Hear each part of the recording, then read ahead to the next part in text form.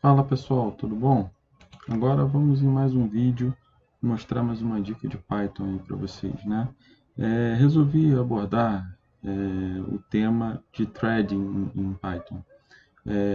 Multithread significa processamento paralelo, né? Como você faz para processar, é, rodar um processo de maneira paralela, para que ele não espere concluir um processo para que o outro seja iniciado.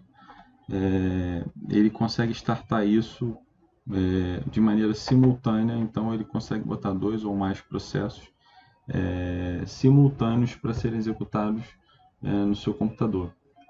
Quando você não tem uma relação direta de um processo com o outro que está sendo executado, né, ou quando você quer dar velocidade a uma execução, é uma coisa bem útil, bem interessante e bastante utilizado é o multithread, né? Como você inicializa vários processos ao mesmo tempo e com isso ganhar performance, ganhar velocidade na sua execução. No Python isso é muito simples, né? Como tudo no Python, isso é uma coisa que dá para a gente fazer de uma maneira bem bacana e bem útil para qualquer que seja a utilização que você está fazendo do Python. Inicialmente a gente vai importar a biblioteca Threading, é uma biblioteca nativa do Python, tá? No meu caso aqui eu vou criar uma classe, botar aqui nossa thread, tá? Threading.thread, tá? E nessa classe eu vou definir apenas o init, que é a inicialização da classe, e no init eu vou colocar um ID da thread sendo executada e vou colocar um nome para ela, tá? Só para ficar fácil da gente identificar a execução dela. Então eu vou botar aqui threading.thread.init, tá? Self significa o seguinte: eu estou fazendo a herança da classe Py, né, do init, estou chamando o init da classe Py. Adicionalmente, eu estou setando as variáveis, que é o IDT, né, IDT, né, IDT, que é o ID da thread, como sendo o IDT passado na inicialização dela, e self.nome, que é o nome da thread que está sendo iniciada, tá? Depois a gente vai fazer a função run. O run significa a execução, né? Então aqui que eu vou colocar a thread que vai rodar, o processo que vai rodar na thread. Então vamos chamar de proc thread, tá? E vou colocar aqui o nome da thread que eu vou passar como parâmetro, tá bom? Por que o nome? Porque vocês vão ver que dentro dessa função thread eu vou fazer uma referência a esse nome, de maneira que fique mais fácil da gente identificar que aquela thread está rodando de maneira paralela mesmo, tá? Vou colocar aqui, só para inicializar, um print iniciando a thread. Botar o nome dela aqui, né? Só para a gente ter aí uma referência. Esses prints não são necessários na utilização normal. Eu estou fazendo isso mais para a gente poder identificar nesse exemplo, né? E print finalizando o fim da thread, com o nome dela também, né? Então isso vai me dar a identificação da thread que está tanto começando quanto está terminando. Vocês vão ver que elas não têm um padrão de quem começa e quem termina primeiro, justamente porque elas estão paralelizadas. Aqui eu vou definir a função, fora da classe, eu vou definir a função proc thread, o parâmetro nome, que é o parâmetro que eu estou lá em cima, né, que eu coloquei lá em cima. Vou botar aqui um contador igual a 0, tá? Enquanto while contador menor que, vou botar aqui 100, acho que com 100 já vai dar para a gente ver bem. Imprime, print,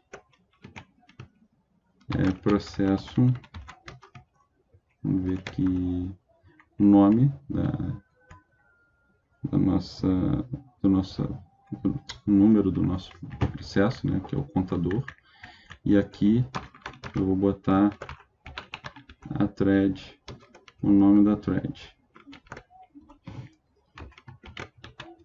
Tá, então aqui eu vou definir que eu vou querer o contador, tá?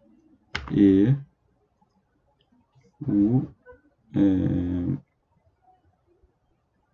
eu queria o contador e o nome da thread. Então aqui eu vou botar o nome, que foi o nome que a gente deu lá no parâmetro de entrada da função. Tá? Aqui eu vou só somar um a mais, né? Eu posso fazer assim, ou posso fazer assim. Vou deixar assim só para ficar mais didático, tá?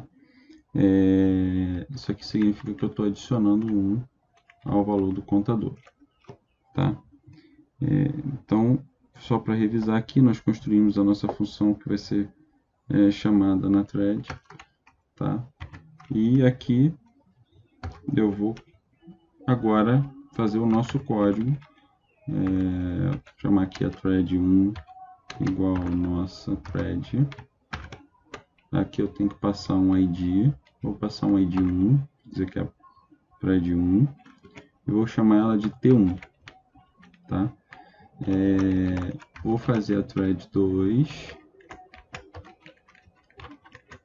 vou chamar de T2, vou passar o ID 2, porque elas são independentes, tá? Vou fazer um array de threads aqui, somente para a gente monitorar o término da execução dessas threads, tá? Então aqui eu vou fazer o seguinte, eu vou dar um append thread 1,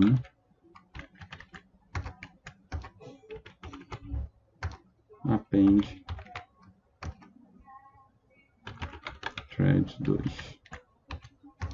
Isso aqui a gente vai botar um for lá embaixo apenas para a gente monitorar a execução dessas threads. Então agora eu tenho que iniciar a thread, né? Então eu vou, quando eu der o start, comando start, ele inicia a execução daquela thread.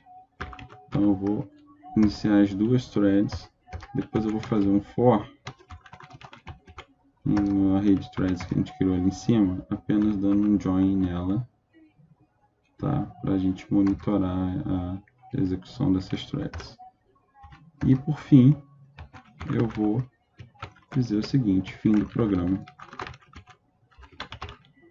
tá? Só para a gente ver. Então vamos executar para ver o que acontece. Vou executar aqui. Veja, aparentemente ele fez um monte de T2, V1 e ele executou em sequência, né? Vamos conferir se é isso mesmo. Então aqui, ó, ele executou T1, T1, T1, fim da T1, iniciou a T2. Tá? Pelo volume não deu para ver que isso rodou em paralelo. Aparentemente ele terminou um ou outro, porque 100, um loop com 100 é muito pouco. Mas vamos rodar de novo. Agora, rodando novamente, pode ser que numa nova execução ele pegue. Não, ele pegou, olha só. Entra aqui, T1, ele inicializou a T1, começou a T1, T1, inicializou a T2. No que ele inicializou a T2, ele já começou a T2, e aí eu comecei a ter T1 e T2 misturado. Veja que ele está paralelizado. Se eu tivesse um processo mais pesado aqui, vamos colocar 1000, né? E vamos executar esse código para a gente ver. Que isso vai ficar bem mais evidente. Ó, veja que ele já terminou na T1. Eu comecei a T1 primeiro, e a última thread que ele terminou de executar foi a T1. Isso significa o seguinte, que a T2 ela começou depois da T1, ainda terminou antes da T1. Tá?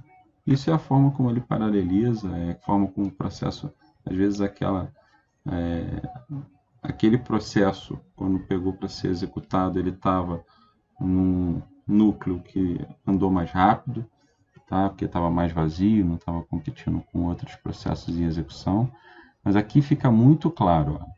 Ele começa a T1 primeiro, isso não tem como negar, tá? E ele vai fazendo T1, aqui ele já inicializou a T2, executou um processo da T1 também, ao mesmo tempo que inicializou a T2, e aqui começou o processo 0 da T2, processo 1 da T2, e aí T1 rodando ainda. Tá? Então isso aqui está tudo em paralelo. T1 misturado com T2, depois vem T1 de novo. Isso aqui, e você veja aqui, ó, ele está no processo 6 da T2, mas está no 17 da T1. Aqui ele está no 14 da T2, mas está no 24 da T1. Então você vê que nitidamente ele está rodando em paralelo. Tá? Isso é muito útil quando você deseja ganhar performance no aplicativo. É claro, tem que utilizar com alguns cuidados, né? Porque quando você roda dois processos em paralelo, se o resultado de um depende do resultado do outro, ele pode tentar rodar, como vocês viram aqui, a T2 começou depois e terminou antes, ele pode tentar rodar alguma coisa na T2 que ainda não tenha sido processada na T1, porque tem uma dependência entre elas. Mas quando isso não acontecer, ou às vezes acontecendo, existem outras formas, outras técnicas de você trabalhar isso, é muito útil, você ganha muita performance com isso e o seu código fica muito mais rápido para questões de produtividade. Às vezes você tem uma janela pequena para execução do seu código, isso é muito útil. Espero que vocês tenham gostado, dê um gostei aí, curta, inscreva-se no canal, que eu vou colocar bastante dicas aí para a gente trabalhar, e se tiver alguma sugestão, basta colocar nos comentários. Obrigado, até a próxima.